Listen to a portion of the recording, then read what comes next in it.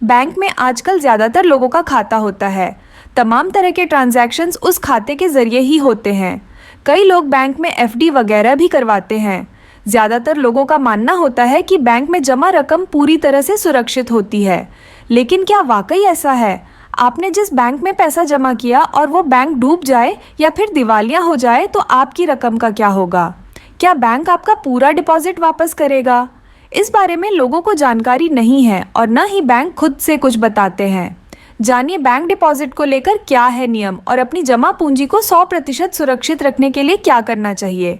मेरा नाम है दीप्ति और आप देख रहे हो दीप्ति रावराणे यूट्यूब चैनल। सिर्फ इतनी रकम की मिलती है गारंटी। अगर बैंक किसी कंडीशन में डिफ़ॉल्ट कर जाए तो निवेशकों का सिर्फ 5 लाख तक का डिपॉजिट ही सेफ रहता है। अगर इससे ज़्यादा रकम बैंक के पास है तो वो डूब जाएगी। इसका कारण है कि deposit insurance and credit guarantee corporation bank deposit पर सिर्फ 50 लाख रुपए तक की ही इंश्योरेंस गारंटी देता है। डीआईसी रिजर्व बैंक के पूर्ण स्वामित्व वाली कंपनी है।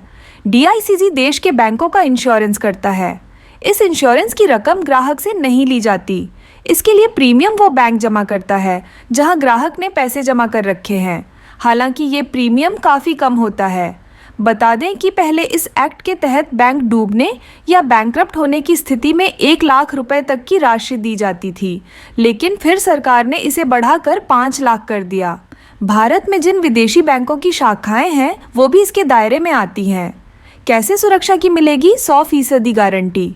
अगर आप बड़ी पूंजी को बैंक में रखना चाहते हैं तो अपनी पूरी सेविंग किसी एक बैंक में रखने की बजाय थोड़ा थोड़ा करके कई बैंकों में जमा करना चाहिए। इससे आप अपने निवेश के जोखिम को काफ़ी हद तक कम कर सकते हैं। अलग अलग बैंकों में पैसा रखने से पहले भी आपको ये ध्यान देना होगा कि किसी भी बैंक में 5 लाख या इससे कम ही पैसा रखा जाए, क्योंकि अगर आपके निवेश पर किसी तरह का संकट मंडराया भी तो 5 लाख तक की रकम इंश्योरेंस के जरिए कवर हो जाएगी।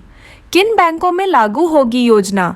भारत के सभी कॉमर्शियल बैंकों पर, विदेशी बैंक, ग्रामीण बैंक, सहकारी बैंक, सभी में जमा रकम पर 5 लाख रुपए के इंश्योरेंस की गारंटी मिलती है, लेकिन सहकारी समितियां इस दायरे से बाहर होती हैं।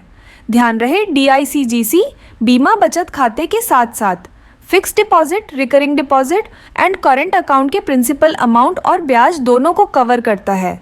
इसमें मूलधन और ब्याज सभी शामिल होंगे। मतलब बैंक के सेविंग अकाउंट में जमा रकम, एफडी, आरडी या किसी अन्य स्कीम, सभी में जमा राशियों और उनके ब्याज को जोड़ा जाता है। इसके बाद अधिकतम 5 लाख तक की रकम इंश्योरेंस के तहत दी जाती है।